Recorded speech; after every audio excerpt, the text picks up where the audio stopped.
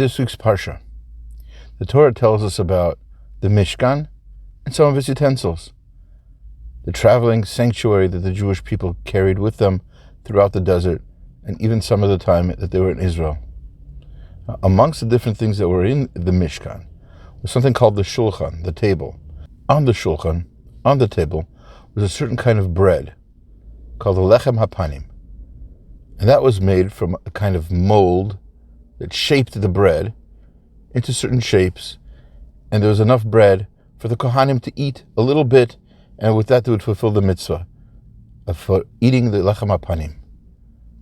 The Talmud tells us that certain things happen after a certain great tzaddik by the name of Shimon HaTzaddik, certain Kohen.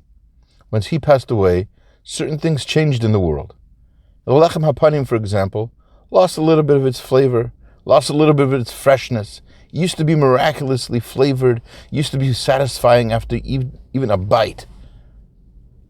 And not only that, but it was fresh throughout the week. It was warm still, a week after it was put onto the table.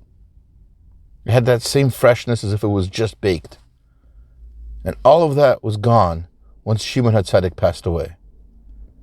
And the Talmud tells us in Bava Kama that the Kohanim, some Kohanim, at this time, were tznuim.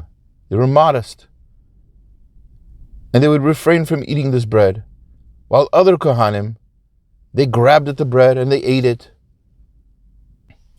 And the Talmud uses a certain term when discussing these kind of Kohanim who are eating the showbread, which is not a very nice term.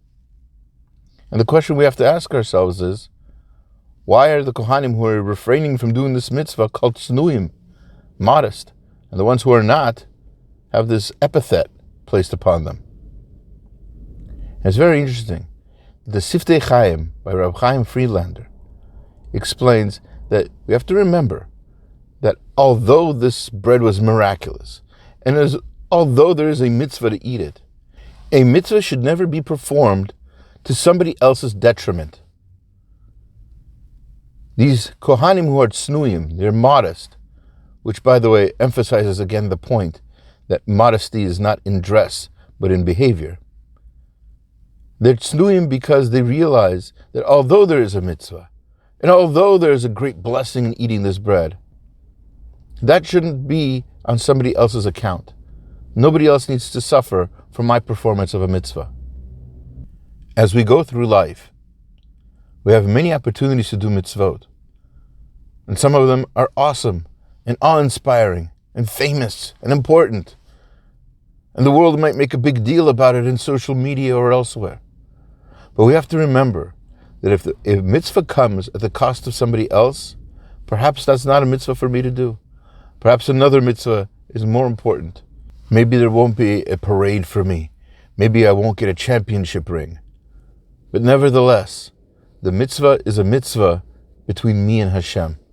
It strengthens my relationship with Him and has nothing to do with anyone else. And furthermore, it should not negatively affect anybody else. Have a Shabbat Shalom.